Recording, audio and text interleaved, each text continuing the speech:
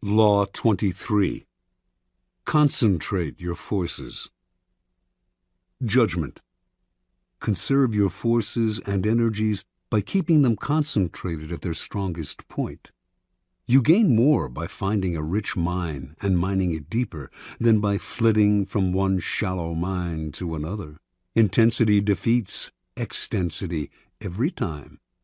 When looking for sources of power to elevate you, find the one key patron, the fat cow, who will give you milk for a long time to come. Transgression of the law. In China, in the early 6th century BC, the kingdom of Wu began a war with the neighboring northern provinces of the Middle Kingdom. Wu was a growing power, but it lacked the great history and civilization of the Middle Kingdom, for centuries the center of Chinese culture. By defeating the Middle Kingdom, the king of Wu would instantly raise his status. The war began with great fanfare and several victories, but it soon bogged down. A victory on one front would leave the Wu armies vulnerable on another. The king's chief minister and advisor, Wu Zishu, warned him that the barbarous state of Yue to the south was beginning to notice the kingdom of Wu's problems and had designs to invade.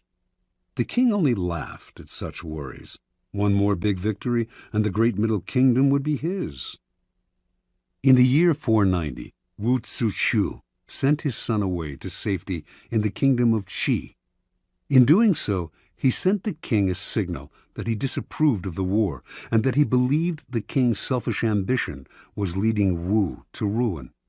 The king, sensing betrayal, lashed out at his minister, accusing him of a lack of loyalty, and, in a fit of anger, ordered him to kill himself.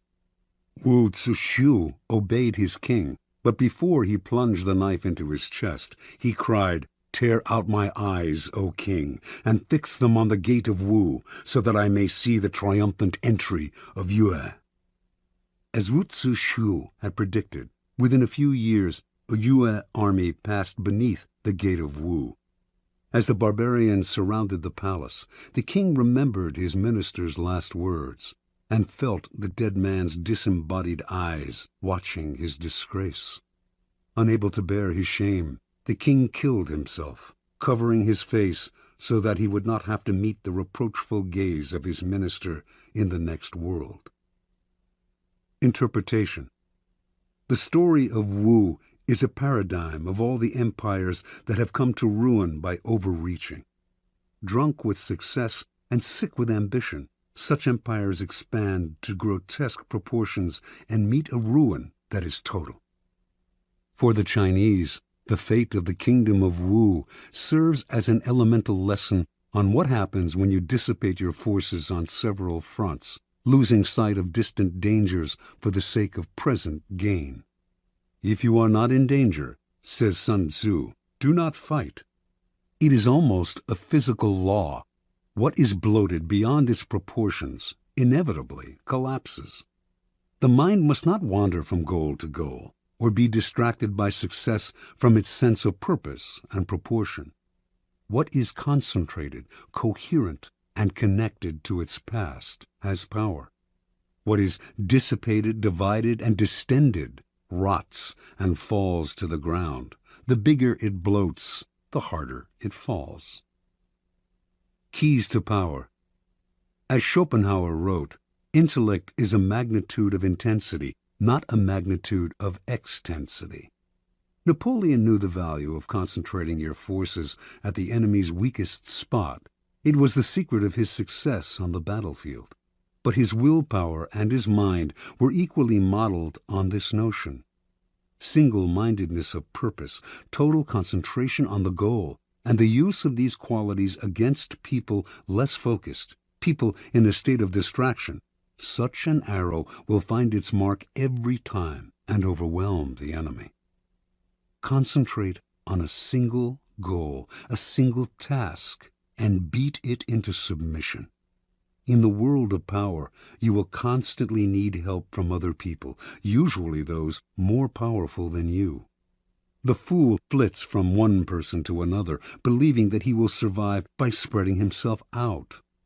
It is a corollary of the law of concentration, however, that much energy is saved and more power is attained by affixing yourself to a single, appropriate source of power.